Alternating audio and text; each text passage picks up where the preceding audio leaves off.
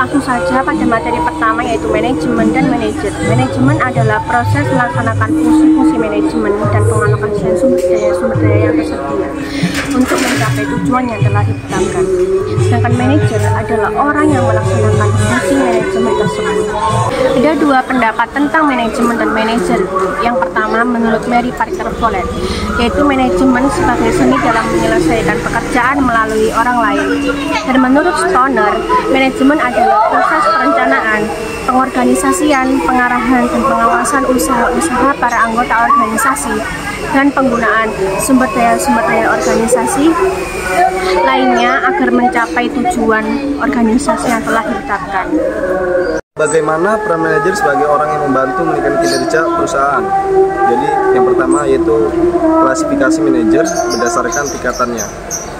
Manajer ini adalah tingkatan manajer yang paling rendah dalam suatu organisasi yang memimpin dan menguasai tenaga-tenaga operasional.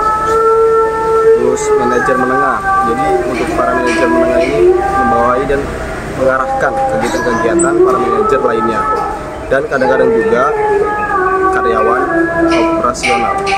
Terus manajer puncak yang bertanggung jawab atas keseluruhan manajemen organisasi. Sebutan khasnya adalah direktur, presiden, kepala divisi, wakil presiden, senior, dan sebagainya. Terus yang kedua yaitu klasifikasi manajer berdasarkan kegiatan-kegiatan organisasi. Yang pertama A, manajer umum. Jadi dalam kurung bertanggung jawab atas keseluruhan kegiatan organisasi. Yang poin B, manajer fungsional. Dalam kurung bertanggung jawab hanya atas satu kegiatan organisasi, SPT, produksi, pemasaran, keuangan, dan personalia, dan lain-lain. Terus yang terakhir yaitu nomor 3, fungsi utama manajemen administratif lebih perusahaan dengan menetapkan tujuan dan kemudian perencanaan, yaitu menyusun kepegawaian dan pengawasan kegiatan-kegiatan yang terkoordinasi untuk mencapai tujuan.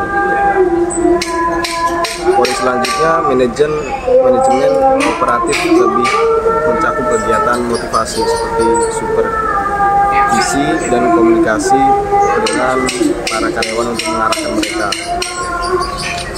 untuk mencapai hasil-hasil secara efektif. Ada 4 fungsi yang dilaksanakan manajer, ya. Yang pertama adalah planning atau perencanaan.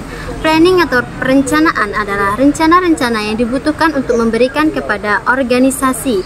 Tujuannya untuk menetapkan prosedur terbaik untuk mencapai tujuan tersebut. Yang kedua adalah perorganisasian atau organizing.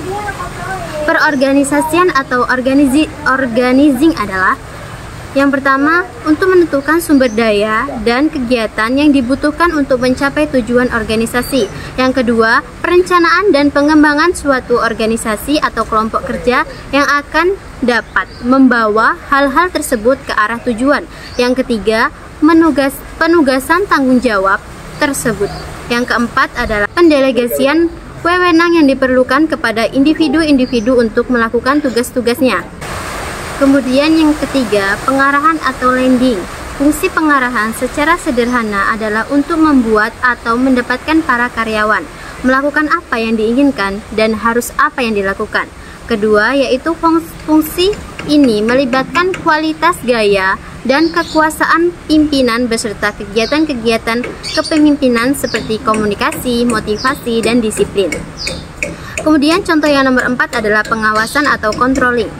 Pengawasan atau controlling adalah penemuan dan penetapan cara dan peralatan untuk menjamin bahwa rencana telah dilaksanakan sesuai dengan yang telah ditetapkan. Cukup sekian presentasi dari kami. Jika ada salah kata dan salah ucap, mohon maaf. Burung Trian, Burung Cendrawasih, cukup sekian dan terima kasih. Wassalamualaikum warahmatullahi wabarakatuh.